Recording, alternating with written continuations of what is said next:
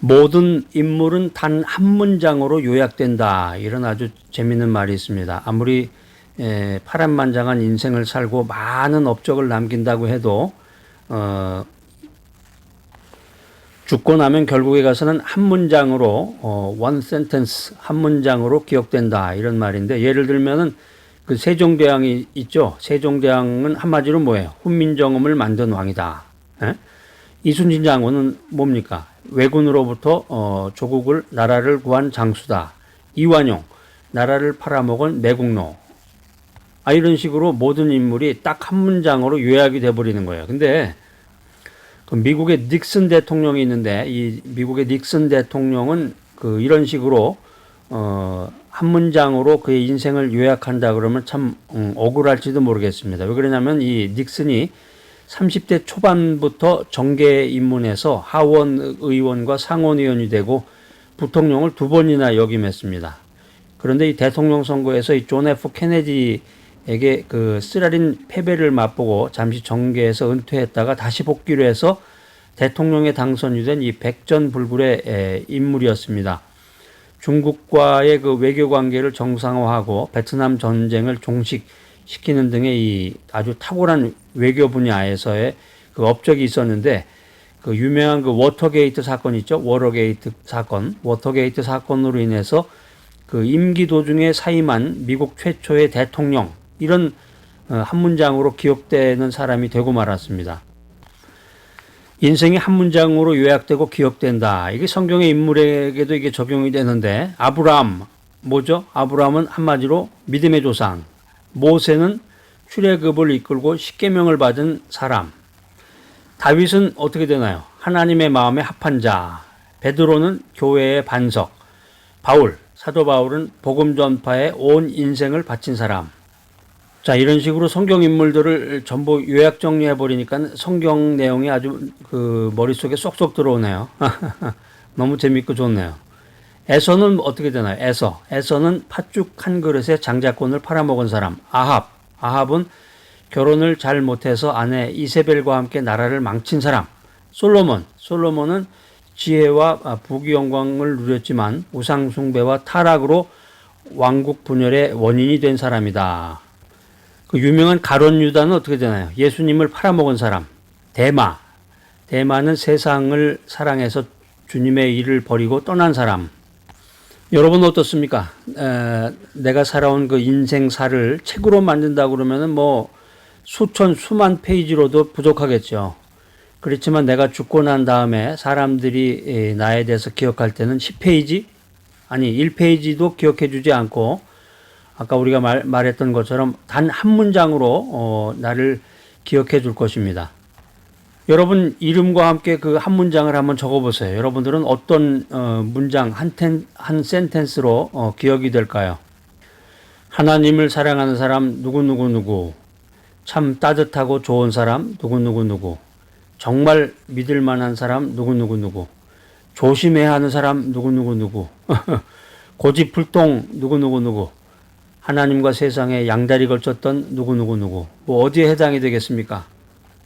그래서 어떤 묘지에 보면 그 묘비명에 그런 누구누구누구 이런 그 하나님을 사랑하는 사람 뭐뭐뭐 집사 뭐 이런 식으로 해서 적어 놓기도 하는데, 중요한 건 이제 하나님께서 나를 어떤 문장으로 평가를 해 주실까. 하나님께서 내 인생을 한 문장으로 기록을 하신다 그러면은 천국에는 과연 나에 대해서 어떤 문장이 적혀 있을까?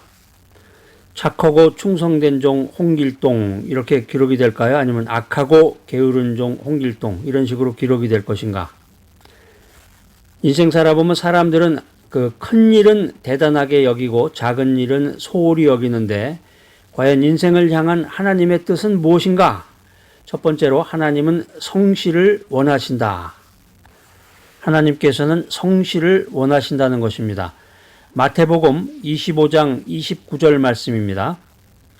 무릇 있는 자는 받아 풍족하게 되고 없는 자는 그 있는 것까지 빼앗기리라. 무릇 있는 자는 받아 풍족하게 되고 없는 자는 그 있는 것까지 빼앗기리라. 믿음의 세계에서 하나님께서는 언제나 성실한 자세를 원하십니다. 사람들은 맡은 일에 크고 작음을 따져서 큰 일이면은 따봉 좋아하고 작은 일이라면 대수롭지 않은 것으로 생각하지만 하나님께서는 그렇지 않다는 거예요. 그러니까 우리가 목사님들을 대할 때 목사님들이 과연 얼마나 영적이고 거룩한 생활을 하고 있느냐, 그 아주 간단한 것 같아 보면 사람을 대하는 그 태도에 있겠죠. 이 사람이 사회에서 얼마나 큰 타이틀을 가지고 있느냐. 그럼 어서 오십시오. 환영합니다. 아주 그 사람을 환대하고 그러지만은 사회적으로 비천한 낮은 직업에 있는 사람이다. 직장도 변변치 않다. 그러면 만나주지도 않잖아요. 하나님께서는 전지전능하신 하나님, 창조주 하나님께서는 그 사람이 맡은 일이 얼마나 크냐. 이 사람이 장관이냐. 이 사람이 국무총리냐. 이 사람이 대통령이냐. 이런 걸 보는 게 아니라 그 맡은 일에 얼마만큼 성실한가, 맡은 일에 얼마만큼 충실하게 인생을 살아가는가, 이것을 보신다는 것입니다. 그러니까 목회자라고 그래도 교인 수가 적고 작은 교회에서 목회를 한다고 할지라도 정말 진심으로 성의를 다해서 주님을 사랑하고 말씀 중심으로 복음을 전파하는 그런 목회자다. 하나님께서 얼마나 그분을 사랑하시겠어요. 우리가 성경을 보면은 예수님께서는 성실한 생활에 대해서 하나님의 축복을 달란트 비유를 통해서 우리들에게 들려주고 계십니다. 이 비유에서 우리는 주인이 5달란트로 또 다른 5달란트를 남긴 종을 향해서 착하고 충성된 종아, 내가 작은 일에 충성하였으니 많은 것을 맡기리라, 이렇게 말씀하신 것을 우리가 성경을 통해서 읽어보게 됩니다. 성경에서 말씀하는 이 주인이라고 하는 것이 하나님 아버지죠. 하나님 아버지를 말하는데, 우리가 인생 살아가면서 맡은 바 생활에서 또 직장에서 일터에서 착하고 충성되게 살아갈 때 하나님께서는 이와 똑같은 축복과 위로의 말씀으로 우리에게 들려주신다 하는 것이 오늘 성경이 우리들에게 들려주는 권면의 말씀입니다. 사람들은 큰 일은 대단하게 여기고 작은 일은 소홀히 여기는데 과연 인생을 향한 하나님의 뜻은 무엇인가? 두 번째로, 인간을 보고 일하면 불성실한 자세입니다.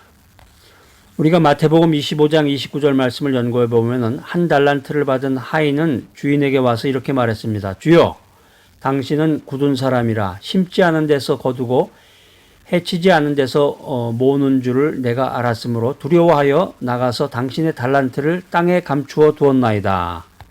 성경에 보면 이 종에게 내린 그 주인의 꾸중은 악하고 게으르다는 것이었습니다. 이 비유를 통해서 예수님은 우리에게 성실한 생활을 강조하고 계십니다. 우리가 사회생활하고 인간관계 갖다 보면은 사람을 보고 일할 때가 많습니다. 다른 사람들이 칭찬하고 막 인기 없고 다른 사람들이 나를 우러러 볼 만한 일은 막 서로 하겠다고 그러죠. 그런데 어렵고 힘들고 실적이 나타나지 않은 일은 맡지 않으려고 합니다. 우리가 복음을 전할 때도 마찬가지예요. 우리 인생에서 제일 소중한 일 중에 하나는 우선순위에 속하는 일은 복음 전파예요. 하나님께 영광을 돌리고 복음을 전해야 되는데 복음을 전하는 일에도 이런 그 원리가 적용이 됩니다. 사람들의 관심을 끌지 못하는 곳에서 묵묵히 말하지 아니하고 오직 기도하면서 선교하는 그 어려운 선교사님들을 도와야 되는데, 기도로도 돕고 물질로도 도와야 되는데 그게 무슨 흔적이 나타나는 게 아니잖아요. 내가 그분을 위해서 헌금을 했습니다. 그분의 생활을 위해서 기도했습니다. 물질적으로 도왔습니다. 이렇다고 해서 이게 뭐 신문에 대서특필이 돼가지고 또 인터넷에 뭐 나오는 것도 아니고 페이북에 기사로 나오는 것도 아니고 아무것도 아니란 말이에요. 다른 사람들이 칭찬하고 인기 끌고 우러러 볼 만한 일은 막 서로 하겠다고 그러지만 어렵고 힘들고 실적이 나타나지 않는 일은 안 한다는 거예요. 이게 바로 인간을 보고 일하는 자세라는 것입니다. 그리고 이러한 자세야말로 불성실한 자세다. 이게 오늘 성경이 우리들에게 주는 권면의 메시지입니다. 사람들은 큰 일은 대단하게 여기고 작은 일은 소홀히 하는데 과연 인생에서 이 성실이라는 게 도대체 뭐냐? 이 성실이라고 하는 것은 하나님만 바라보고 일을 해나가는 자세를 성실이라고 말합니다. 오늘 세 번째 메시지인데, 이 성실한 삶, 성실한 인생이라고 하는 것은 하나님을 만유의 주로 섬기고 하나님을 바라보는 하나님 안에서 일을 해나가는 그 애티튜드다, 자세다, 이런 말씀입니다. 이런 자세를 가지고 있는 사람은 자기가 어느 곳에 있든지 맡은 바 일에 최대의 충성을 다합니다. 기도하다가 감사절이 됐을 때 하나님께 감사해야 되는데 갑자기 기도하던 그 어려운 선교사님의 그 생각이 나가지고 어려운 가운데서 복음을 전하는 그 선교사님의 생각이 나서 빨리 그 감사 기도를 하면서 그분에게 물질적으로 도움을 줘야 되겠구나, 이런 생각을 하는 사람들, 이런 사람들의 삶이라고 하는 것은 하나님을 만유의 주로 섬기는 인생이다라는 것입니다. 하나님을 바라보고 하나님 안에서 최선을 다해서 인생을 살아가는 사람, 그런 성실한 인생을 살아가는 사람을 주님께서 기억하시고 주님께서 인정하시고 하늘나라에서 그 사람을 인정해주고 생명의 면류관을 그에게 주실 줄로 믿습니다. 이렇게 성실한 마음을 가지고 있는 사람들, 성실한 태도와 자세를 가지고 있는 사람이 모여 사는 사회는 윤택합니다. 성실한 사회가 모여 사는 나라는 부요의 축복을 받아서 선진국이 되는 거예요. 그러니까 우리가 기도하면서 말씀 충만, 기도하는 가운데서 성령 충만, 하나님께 영광을 돌리면서 끝까지, 죽는 날까지, 하늘나라 가는 날까지 성실한 자세로 모범을 보여야 되겠습니다. 그래서 그리스도의 사람 된 증거를 세상에 보이는 그런 귀한 믿음, 귀한 신앙생활을 해 나가야 되겠습니다.